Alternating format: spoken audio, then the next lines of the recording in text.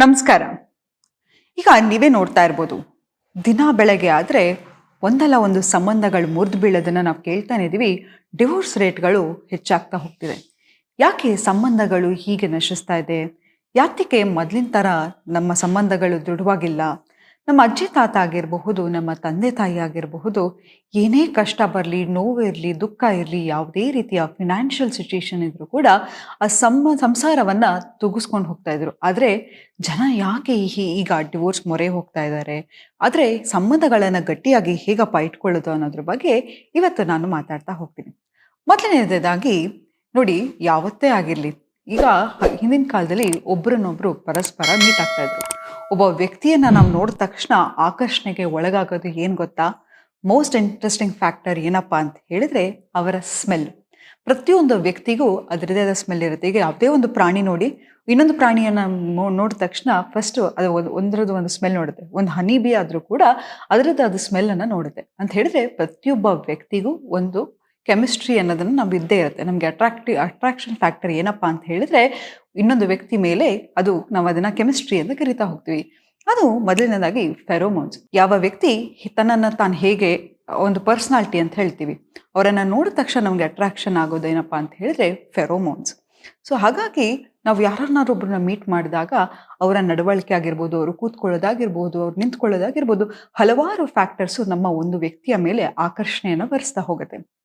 ಆದರೆ ಈಗ ಏನಪ್ಪ ಆಗಿದೆ ಅಂತ ಹೇಳಿದ್ರೆ, ನೀವೇ ನೋಡಿ, ಈಗ ಒಂದು ಮೂವಿ ನೋಡೋಣಪ್ಪ ಅಂತ ಕೂತ್ಕೋತೀರ. ನೆಟ್ಫ್ಲಿಕ್ಸಲ್ಲಿ ಹಲವಾರು ಆಪ್ಷನ್ಸ್ಗಳಿದ್ದೇ ಇರುತ್ತೆ.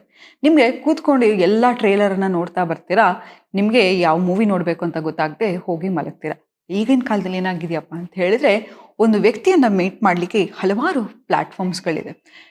ಫೇಸ್ಬುಕ್ ಆಗಿರ್ಬೋದು, ಇನ್ಸ್ಟಾಗ್ರಾಮ್ ಆಗಿರ್ಬೋದು, ಸ್ನ್ಯಾಪ್ಚಾಟ್ ಆಗಿರಬಹುದು, ಅಥವಾ ಹಲವಾರು ಡೇಟಿಂಗ್ ಆ್ಯಪ್ಸ್ಗಳಾಗಿರ್ಬೋದು, ನಮಗೆ ಹಲವಾರು ಆಪ್ಷನ್ಗಳಿದೆ ಅಂತ ಅನಿಸುತ್ತೆ. ಹಾಗಾಗಿ ನಾವು ರಿಯಲ್ ಆಗಿ ಒಬ್ರನ್ನೊಬ್ಬರು ಮೀಟ್ ಮಾಡೋದಕ್ಕೂ ಎಫರ್ಟನ್ನು ಹಾಕಲ್ಲ. ಮತ್ತು ಇನ್ನೊಂದೇನಾಗತ್ತಪ್ಪ ಅಂತ ಹೇಳಿದ್ರೆ, ಎಲ್ಲರಿಗೂ ಇನ್ಸ್ಟೆಂಟಾಗಿ, ನಾನು ಯಾವಾಗಲೂ ಹೇಳ್ತಾ ಇರ್ತೀನಿ, ಆಹಾರಂ ತತ್ ತ್ವಂ ಅಸಿ ಅಂತ.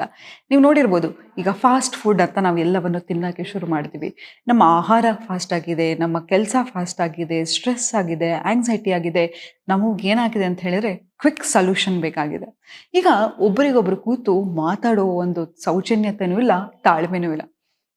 ಮೊದಲು ಯಾವುದೇ ರೀತಿಯ ಮನಸ್ತಾಪ ಆಗಿರಬಹುದು, ಫ್ರೆಂಡ್ಶಿಪ್ಪಲ್ಲಾಗಿರ್ಬೋದು, ನೆರೆಹೊರೆಯವರಾಗಿರ್ಬೋದು, ಸಂಬಂಧಗಳಲ್ಲಾಗಿರ್ಬೋದು, ಏನಾದರೂ ಒಂದು ಮಿಸ್ಅಂಡರ್ಸ್ಟ್ಯಾಂಡಿಂಗ್ ಇದ್ದರೆ ಕೂತು ಮಾತಾಡ್ತಾ ಇದ್ವಿ. ಆದರೆ ಇವಾಗ ಏನಪ್ಪ ಆಗಿದೆ ಅಂತ ಹೇಳಿದ್ರೆ, ಕೂತು ಮಾತಾಡೋ ಪೇಷನ್ಸೂ ಇಲ್ಲ, ಆ ಸೌಜನ್ಯತೆಯೂ ಇಲ್ಲ. ನಮಗೆ ಯಾರಾದರೂ ಏನಾರು ಅಂದರೆ ಬೇಗನೆ ಸಿಟ್ಟು ಬಂದುಬಿಡುತ್ತೆ, ಬೇಗನೆ ಕೋಪಕ್ಕೆ ಒಳಗಾಗ್ಬಿಡ್ತೀವಿ. ಇದೆಲ್ಲವೂ ಕೂಡ ಸಂಬಂಧಗಳನ್ನು ನಶಿಸ್ತಾ ಬರ್ತಿದೆ.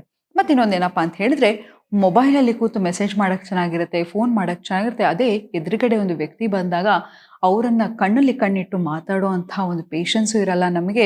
ಎಷ್ಟೋ ಸತಿ ನನಗೆ ಕೌನ್ಸಿಲಿಂಗಿಗೆ ಬಂದಾಗ ಹೇಳೋದು ಏನಪ್ಪ ಅಂದರೆ ಕಪಲ್ಸು, ನನ್ನ ಗಂಡನಿಗೆ ನನಗೆ ಕೊಡೋಕ್ಕೆ ಟೈಮೇ ಇಲ್ಲ ಮೇಡಮ್, ಮನೆಗೆ ಬಂದರೂ ಮೊಬೈಲ್ ಇಟ್ಕೊಂಡಿರ್ತಾರೆ. ಅಥವಾ ಹೆಂಡತಿಗೂ ಕೂಡ ಅದೇ ಕಂಪ್ಲೇಂಟ್ ಆಗಿದೆ. ನೋಡಿ, ಸೋಷಿಯಲ್ ಮೀಡಿಯಾ ಅನ್ನೋದು ಒಂದು ಬಣ್ಣದ ಜಗತ್ತೇ ಹೌದು. ಈಗ ಟಿ ವಿಲಿ ಹೇಗೆ ನೋಡ್ತಿರ್ತೀರಲ್ವಾ, ಎಷ್ಟೋ ಜನ ಆ್ಯಕ್ಟರ್ ಆಗಿರ್ಬೋದು, ಆ್ಯಕ್ಟ್ರೆಸ್ ಆಗಿರ್ಬೋದು, ಫಿಲಮಲ್ಲಿ ಅಷ್ಟು ರೊಮ್ಯಾಂಟಿಕ್ ಆಗಿರ್ತಾರೆ, ಅವರ ನಿಜವಾದ ಲೈಫಲ್ಲಿ ಕೂಡ ಅವರು ಹಾಗಿರಲ್ಲ.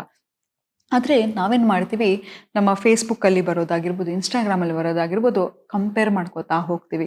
ಇದರಿಂದ ಇರ್ತಕ್ಕಂತಹ ಸಂತೋಷವನ್ನು ಕೂಡ ನಾವು ಕಳ್ಕೊತಾ ಹೋಗ್ತಿದ್ದೀವಿ. ಯಾರ ಲೈಫಲ್ಲಿ ಕಷ್ಟ ಇರೋದಿಲ್ಲ ಅಂತಿರಲ್ಲ, ಎಲ್ಲವೂ ಇದ್ದೇ ಇರುತ್ತೆ. ನಾವೊಂದು ಸಂಬಂಧಕ್ಕೆ ಇಳಿತಾ ಇದ್ದೀವಿ ಅಂತ ಹೇಳಿದ್ರೆ, ಒಬ್ಬ ವ್ಯಕ್ತಿಯ ಕಾನ್ಕ್ರೀಟ್ ಪರ್ಸ್ನಾಲಿಟಿ, ನಮ್ಮ ಕಾನ್ಕ್ರೀಟ್ ಪರ್ಸ್ನಾಲಿಟಿ ಎರಡೂ ಸೇರಿ ನಾವು ಆ ಸಂಬಂಧವನ್ನು ವರ್ಕ್ ಮಾಡೋ ಹಾಗೆ ಮಾಡಬೇಕು ಹೊರತು ಬಿಟ್ಟು ಹೋಗೋದ್ರಿಂದ ಅದಕ್ಕೆ ಯಾವುದೇ ರೀತಿಯ ಅರ್ಥವಿಲ್ಲ.